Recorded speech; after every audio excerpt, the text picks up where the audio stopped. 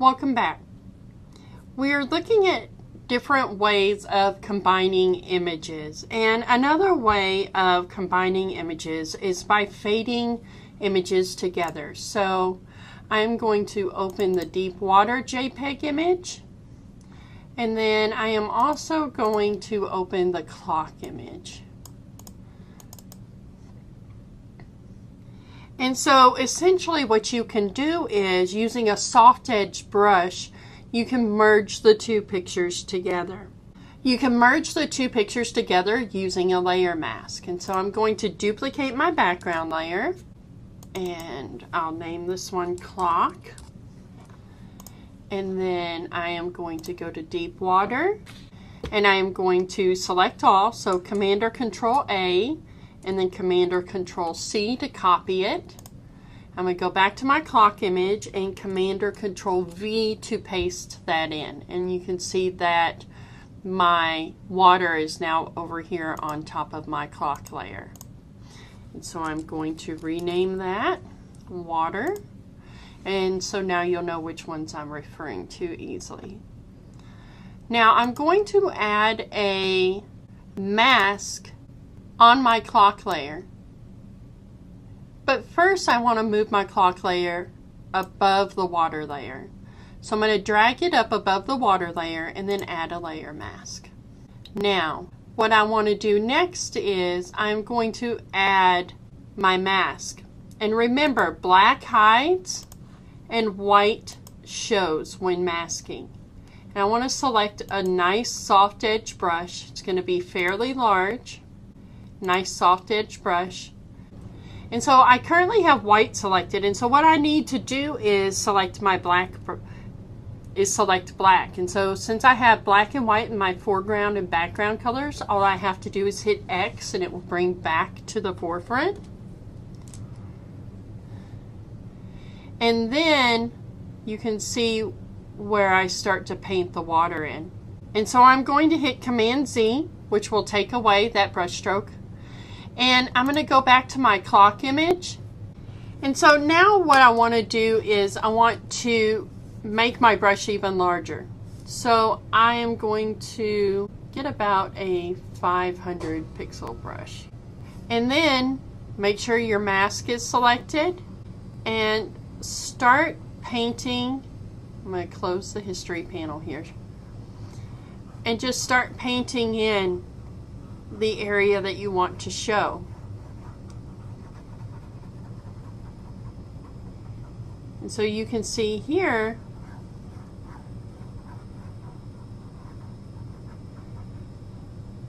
that I'm able to get nice and close. And the whole idea of using this soft edge brush is it kind of gives it this dreamy quality. It's not going to be very accurate right here. And I'm zoomed in fairly close, so I'm going to want to zoom out a little bit. Gives me a little more room to work. Make my brush quite a bit smaller and go in. Now, on the areas that I've completely messed up on, I can just revert back to white, select a nice brush, and go in along my edge. And so that soft edged brush allows me to combine the two images. I can just keep going back and forth until I get a look that I'm satisfied with.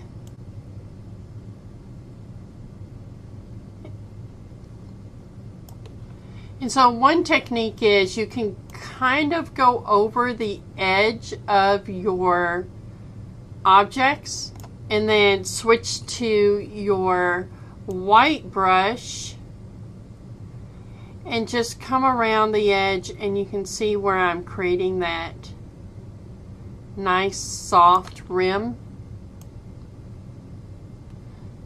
from my soft edge brush. If that's too much, I don't really want that white rim, so then I would come back in.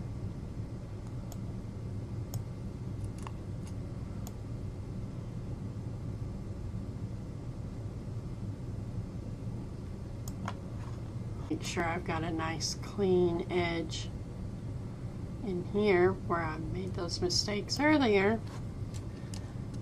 And there you go. That's how you use a nice soft edge brush using a layer mask to combine the images. You're going to do something similar on pages 292 through 294 in the book.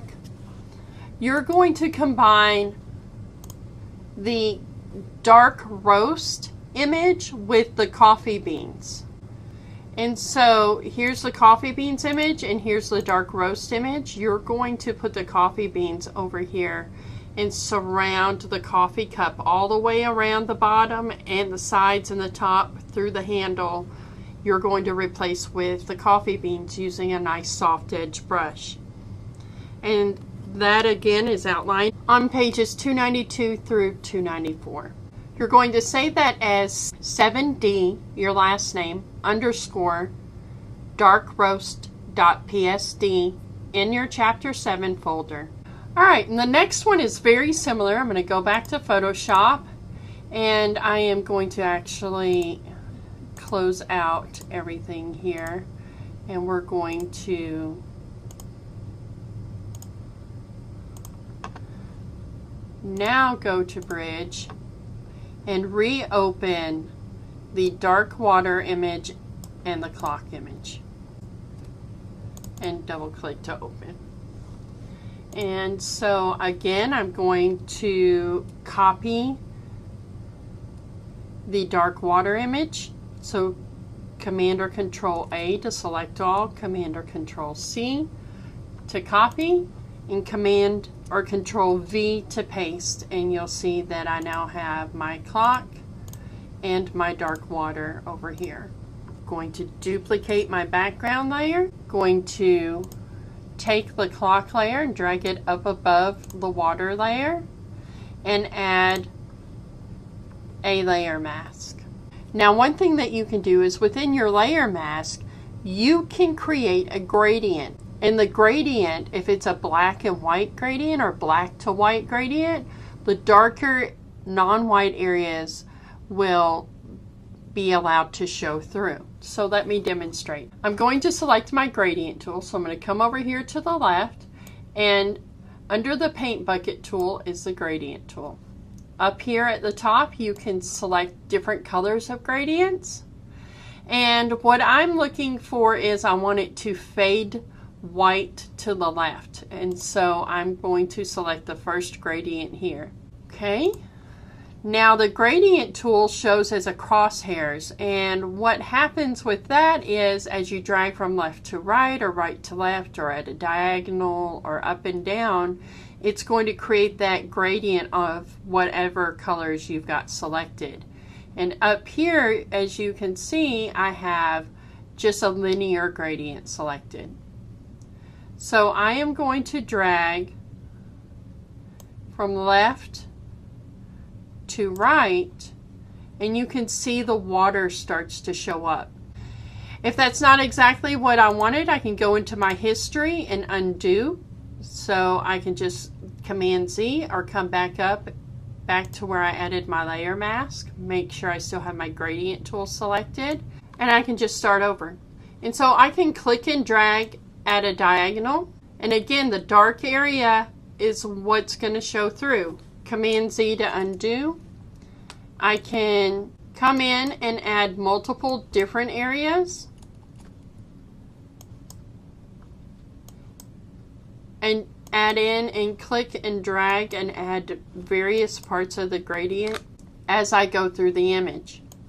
And you can see to the left where the gradient's being added.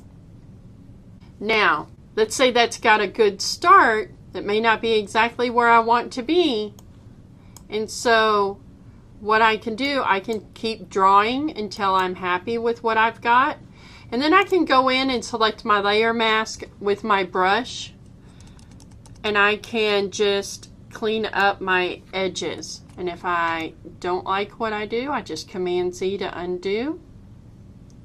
And then come right back and just paint in the parts of the image that I want to show. Now you're going to do something similar. you're going to create a gradient mask to combine two images, and you're going to use the girl.jpg and the pink flower.jpg. So you're going to combine these two images. Girl is going to be your background, your main image, and you're going to add the pink flower over here to the front of her.